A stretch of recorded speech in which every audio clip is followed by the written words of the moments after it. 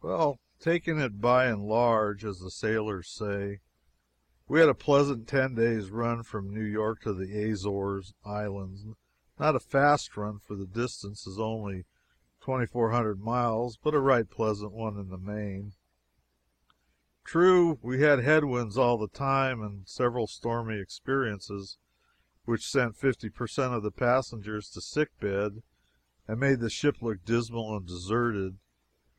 Stormy experiences that all will remember who weathered them on the tumbling deck and caught the vast sheets of spray that every now and then sprang high in air from the weather bow and swept the ship like a thunder shower. But for the most part we had balmy summer weather and nights that were even finer than the days. We had the phenomenon of a full moon located just in the same spot in the heavens at the same hour every night. The reason of this singular conduct on the part of the moon did not occur to us at first, but it did afterward, when we reflected that we were gaining about 20 minutes every day because we were going east so fast. We gained just about enough time every day to keep along with the moon. It was becoming an old moon to the friends we had left behind us, but to us Joshuas it stood still in the same place and remained always the same.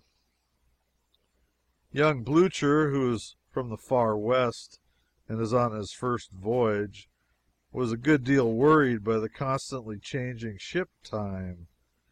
He was proud of his new watch at first and used to drag it out promptly when 8 bells struck at noon, but he came to look after a while as if he were losing confidence in it.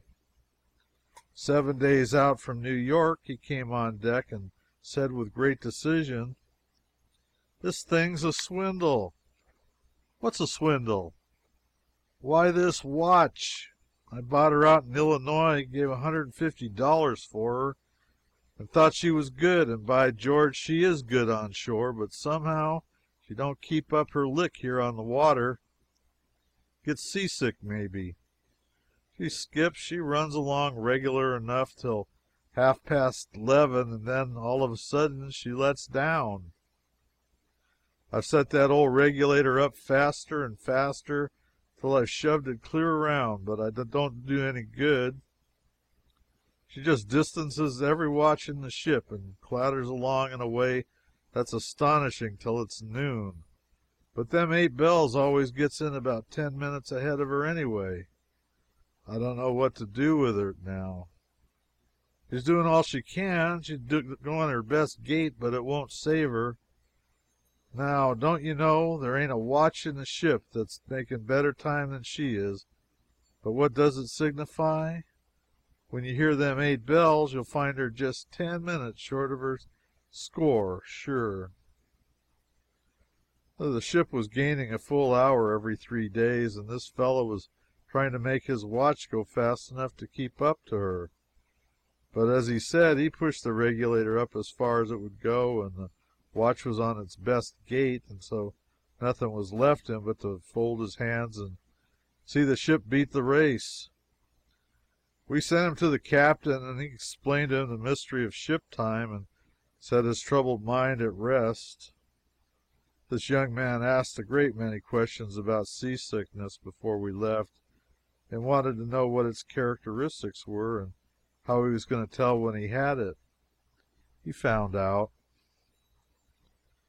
We saw the usual sharks, blackfish, porpoises, etc., of course, and by large schools of Portuguese men of war were added to the regular list of sea wonders. Some of them were white, some of them brilliant carmine color. The Nautilus is nothing but a transparent web of jelly that spreads itself to catch the wind, and has fleshy looking strings a foot or two long dangling from it to keep it steady in the water. It is an accomplished sailor and has good sailor judgment. It reefs its sail when a storm threatens or the wind blows pretty hard, and furls it entirely and goes down when a gale blows. Ordinarily it keeps its sail wet and in a good sailing order by turning over and dipping in the water for a moment. Seamen say the Nautilus is only found in these waters between the 35th and 45th parallels of latitude. At 3 o'clock in the morning, 21st of June, we were awakened and notified that the Azores Islands were in sight. I said I did not take any interest in islands at 3 o'clock in the morning. But another persecutor came, and then another and another, and finally, believing that the general enthusiasm would permit no one to slumber in peace, I got up and went sleepily on deck.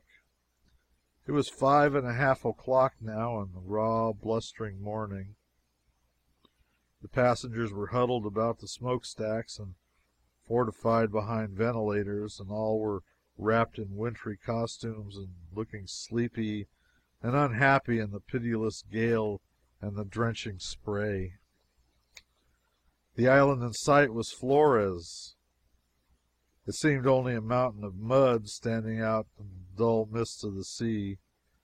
But as we bore down upon it, the sun came out and made it a beautiful picture, a mass of green farms and meadows that swelled up to a height of 1,500 feet and mingled its upper outlines with the clouds.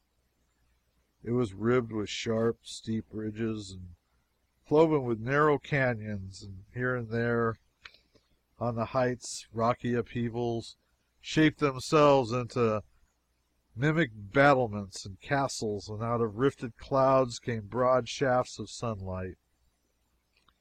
That painted summit and slope and glen, with bands of fire and left belts of somber shade between, it was the aurora borealis of the frozen pole exiled to a summer land.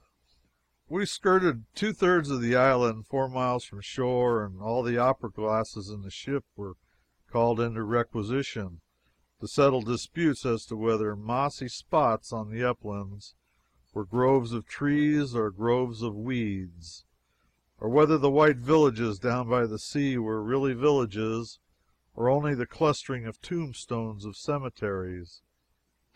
Finally, we stood to sea and bore away for San Miguel, and Flores shortly became a dome of mud again and sank down among the mists and disappeared.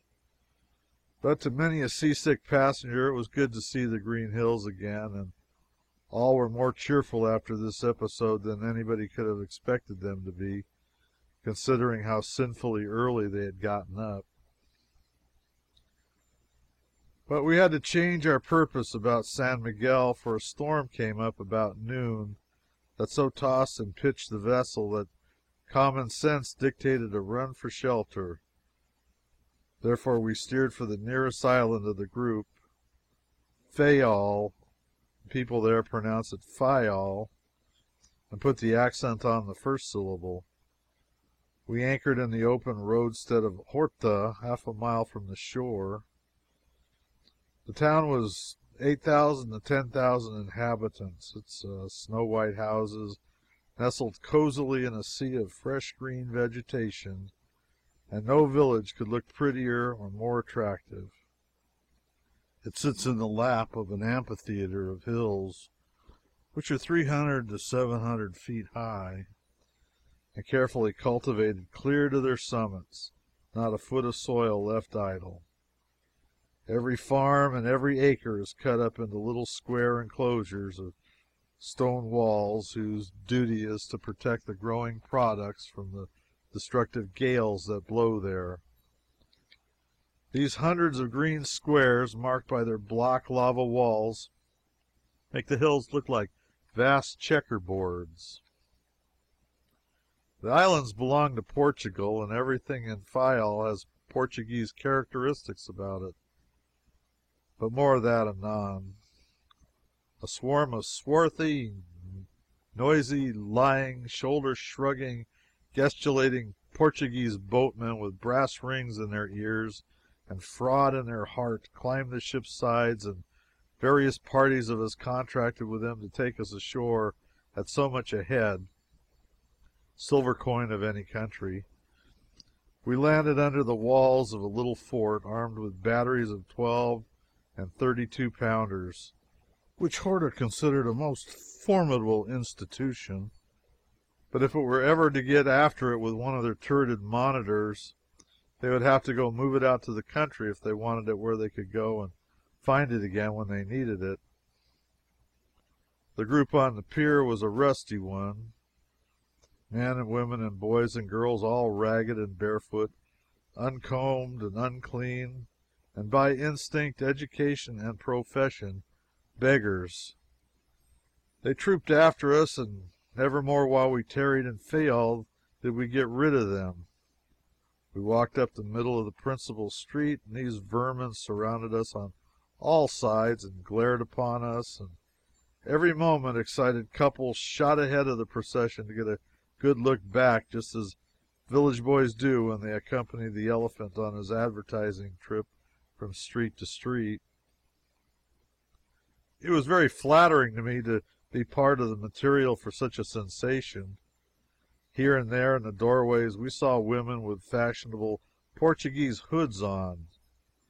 This hood is of thick blue cloth, attached to a cloak of the same stuff, and is a marvel of ugliness. It stands up high and spreads far abroad and is unfathomably deep, fits like a circus tent, and a woman's head is hidden away in it like the man's who prompts the singers from his tin shed in the stage of an opera.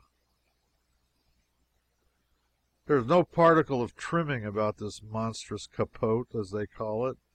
It is just a plain, ugly, dead blue mass of sail, and a woman can't go within 8 points of the wind with one of them on. She has to go before the wind or not at all. The general style of the capote is the same in all the islands, and will remain so for the next 10,000 years. But each island shapes its capotes just enough differently from the others to enable an observer to tell at a glance what particular island the lady hails from. Well, the Portuguese pennies, or reis, are prodigious. It takes 1,000 reis to make a dollar, and all financial estimates are made in reis. We did not know this until after we found it out through Blucher. Blucher said he was so happy and so grateful to be on solid land once more that he wanted to give a feast. Said he had heard it was a cheap land and was bound to have a grand banquet. He invited 9 of us, and we ate an excellent dinner at the principal hotel. In the midst of the jollity produced by good cigars, good wine, and passable anecdotes, the landlord presented his bill. Blucher glanced at it, and his countenance fell. He took another look to assure himself that his senses had not deceived him, and then he read the items aloud in a faltering voice, while the roses in his cheeks turned to ashes. 10 dinners at 600 reis, 6,000 reis. Ruin and desolation. 25 cigars at 100 reis, 2,500 reis. Oh, my sainted mother! 11 bottles of wine at 1,200 reis. That's 13,200 reis. Be with us all. Total 21,700 reis. The suffering Moses! There ain't enough money enough in the ship to pay that bill. Go, leave me to my misery, boys. I'm a ruined community. I think it was the blankest looking party I ever saw. Nobody could say a word. It was as if every soul had been stricken dumb. Wine glasses descended slowly to the table, their contents untasted. Cigars dropped unnoticed from nerveless fingers. Each man sought his neighbor's eye, but found in it no ray of hope, no encouragement. At last a fearful silence was broken. The shadow of a desperate resolve settled upon Blucher's countenance like a cloud, and he rose up and said, "Landlord, this is a low, mean swindle, and I'll never, never stand it. Here's a $150, sir, and that's all you'll get. I'll swim in blood before I'll pay a cent more." But spirits rose and the landlord's fell. At least we thought so. He was confused, at any rate, notwithstanding he had not understood a word that had been said. He glanced from the little pile of gold pieces to Blucher several times and then went out. He must have visited an American, for when he returned he brought back his bill translated into a language that a Christian could understand. Thus: ten dinners, 6,000 rays, or $6. 25 cigars, 2,500 rays, or $2.50. 11 bottles wine, 13,200 rays, or $13.20. Total 21,700 rays, or $21.70. Happiness reigned once more in Blucher's dinner party. More refreshments were ordered.